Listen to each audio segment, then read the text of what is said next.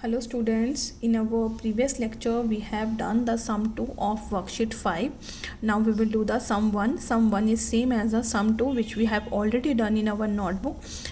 We have to do this sum using the same procedure which we have done in question 2. So you have to do this question in your book using the same rule. Okay, so I know you can do it.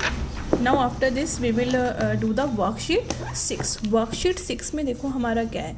These are the bill question. Bill क्या होता है देखो, आप सब देखते हो कि हम कोई भी मटेरियल कोई शॉप से परचेज करने जाते हैं, वेदर इज़ अ कॉस्मेटिक्स और ड्रेसेस शूज़ वट जो भी हम मटेरियल लेने जाते हैं तो शॉपकीपर हमें एक बिल बना कर देता है. कुछ हमारे कंप्यूटराइज्ड बिल होते हैं, कुछ हमें पेन पेपर का यूज़ करके हमें बना के देते हैं बाय हैंड, और कुछ में वो ऑलरेडी प्रिंटेड होते हैं और उसमें वो फिल करके देते हैं. अलग अलग टाइप के बिल होते हैं हमारे. तो आप सबने बिल देखे होंगे, आपके घर में भी बिल आता है, फ़ोन का बिल आता है, इलेक्ट्रिसिटी का बिल आता है ना. तो ये भी अब ऐसे ही कुछ बिल हैं जो हमारे कुछ भी आइटम से रिलेटेड हो सकते हैं. हमारे टॉयज़ हो गए, ओके, या हम टॉफ़ीज़ नोटबुक्स वगैरह जो भी हम परचेज़ करने जाते हैं उससे रिलेटेड कुछ बिल्स हो गए. तो बिल्स में देखो मेन हमारा क्या होना चाहिए, शॉप का नेम होना चाहिए, ओके, किस डेट को हमने लिया, किस शॉप से लिया, ठीक है, कौन कौन सी हमने आइटम्स परचेज़ की, हर आइटम हमने कितनी क्वांटिटी में, मतलब नंबर ऑफ़ हमने जो भी आइटम है वो कितनी ली है, और हर आइटम का क्या रेट है, टोटल हमें कितना पे करना पड़ा, ये सब हमारे बिल में होता है. तो अब यहाँ कुछ बिल दे रखे हैं, उससे रिलेटेड हमारे कुछ क्वेश्चंस हैं. You can see this question. एक हमें बिल बना के दिया हुआ है, टॉय कॉर्नर है शॉप का नाम, जहाँ से हमने 3 आइटम्स परचेज़ की हैं. क्वांटिटी मतलब 1 टेडी बियर लिया है, 2 बैट्स लिए हैं और 3 बॉल्स लिए हैं.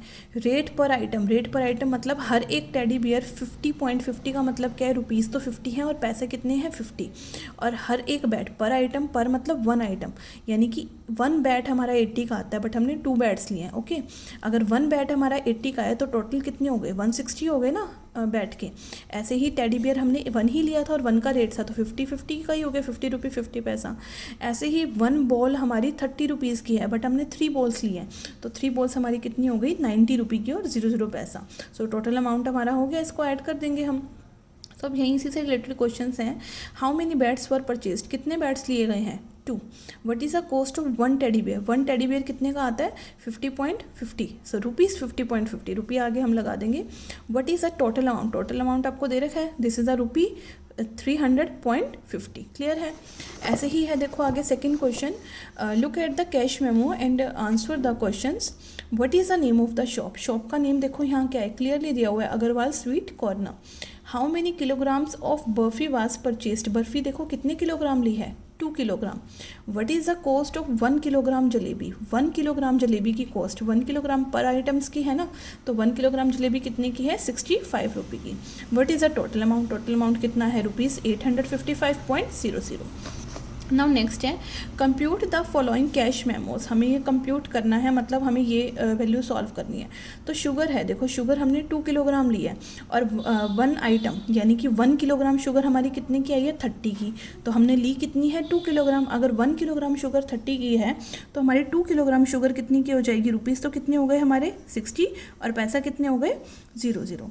सेम है राइस की पर आइटम मतलब किलोग्राम में है ना, तो 1 किलोग्राम राइस 25 के हैं और हमने 1 ही किलोग्राम लिए हैं तो इतना ही रेट रहेगा, रुपीज़ 25 एंड पैसा 00. देन है वीट पर आइटम मतलब पर केजी वीट कितना है, 20 रुपये का. अब हमने 4 केजी लिए हैं तो 80 रुपीज़ के हो जाएंगे, 80 एंड 00 पैसा. Now we have to add them, plus करेंगे 00, यहाँ इसे प्लस करेंगे, दिस विल बी 5, इसे प्लस करेंगे 100, ये 65. ओके, बिल्कुल सेम रूल का यूज़ करके हम इसका अदर पार्ट भी कर सकते हैं. So you have to complete the page number 87, 88 and 89 in your maths book. Thank you.